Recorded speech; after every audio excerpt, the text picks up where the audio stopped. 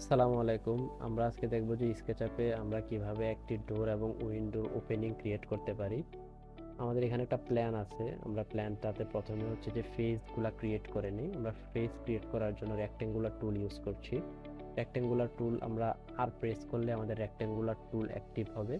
আমরা প্রথমে ফেসগুলা ক্রিয়েট করে নিই।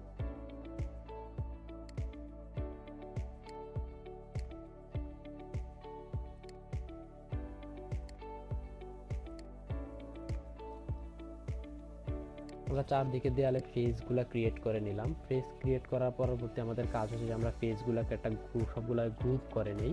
গ্রুপ করার জন্য আমরা ফেসগুলো যদি ডাবল ক্লিক করি, ডাবল ক্লিক করে রাইট ক্লিক করলে আমরা দেখতে পাবো মেক গ্রুপ। মেক গ্রুপ করলে আমাদের গ্রুপ হয়ে যাবে। প্রত্যেকটাতে আবার ডাবল ক্লিক করে রাইট ক্লিক মেক গ্রুপ।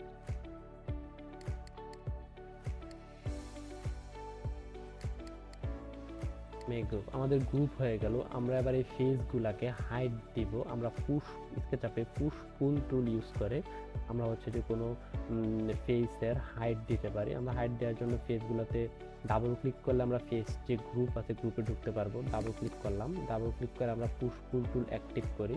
করে আমরা হচ্ছে এই ফেসে যখন ক্লিক করব, ক্লিক করে উপরের দিকে যখন মাউসটা উঠাবো তখন আমরা দেখতে পারবো জিনিসটা হচ্ছে যে একটা হাইটে আসছে। আমরা হাইট দেই, হাইট দিলাম আমরা 10 ফিট হাইট দিলাম। স্কেচআপে পুশ পুল টুল একবার হাইট দিয়ে আবার সেম জিনিস যদি আমরা ব্যবহার করতে চাই তাহলে আমাদের হচ্ছে যে ডাবল ক্লিক করে আমরা গ্রুপে ঢুকলাম, পুশ পুল টুল অ্যাক্টিভ করলাম, করে আমরা ফেসে ডাবল ক্লিক করব, করলে আমাদের আগের যে কমান্ড ছিল 10 ফিটের ওই কমান্ডে আমাদের জিনিসটা চলে যাবে। ডাবল ক্লিক করলাম পুশ টুলে, ফেসে ডাবল ক্লিক করলে আমরা হচ্ছে যে সেম জিনিস পেয়ে যাচ্ছি। এবার আমাদের কাজ হচ্ছে যে আমরা দরজা এবং জানালার যেই জায়গাগুলো ছিল ওগুলো খুঁজে বের করা। আমাদের দরজাটা ছিল এই দেয়ালে, আমরা এই দেয়ালটা হাইট করি। আমরা হাইট করার জন্য দেয়ালটা সিলেক্ট করে রাইট ক্লিক করে এখানে আমরা হাইট পাবো, আমরা হাইট করলাম। আমাদের দরজার এই যে জায়গাটা আছে এই জায়গাটা আমরা একটা বক্স ক্রিয়েট করি। বক্স ক্রিয়েট করার জন্য আবার আমরা রেক্টেঙ্গুলার টুল নিলাম, নিয়ে আমরা হচ্ছে বক্স পেজ ক্রিয়েট করলাম। এটাকে একটা গ্রুপ করলাম, রাইট ক্লিক করে মেক গ্রুপ।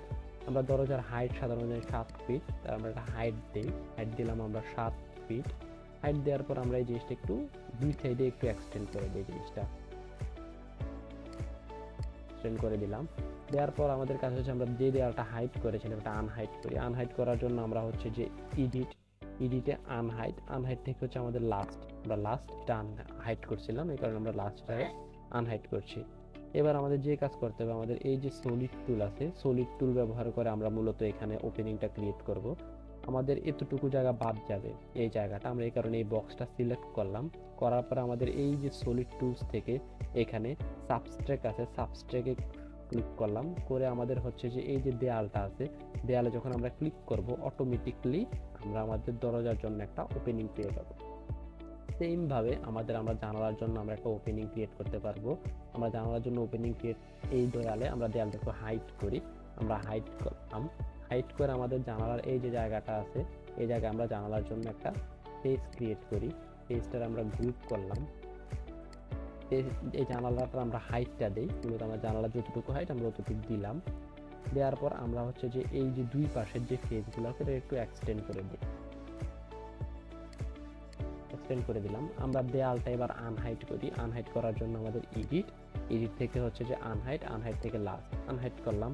করার পর আমরা আমাদের জানালাটা হচ্ছে যে আমাদের সিল লেভেল পর্যন্ত উপরের দিকে উঠাই দিয়ে মোড টুল ইউজ করে আমরা উপরের দিকে উঠিয়ে দিলাম 30 ইঞ্চি। এবার আমাদের কাজ হচ্ছে যে আমরা জানালার এই বক্সটা সিলেক্ট করে সলিড টুলস থেকে সাবস্ট্রেক থেকে আমরা যখন এই দেয়াল ক্লিক করব তখন অটোমেটিকলি আমরা আমার জানালার জন্য একটা ওপেনিং পেয়ে যাব। এভাবে আমরা খুব সহজেই দরজা এবং জানালার ওপেনিং ক্রিয়েট করতে পারি স্কেচআপে।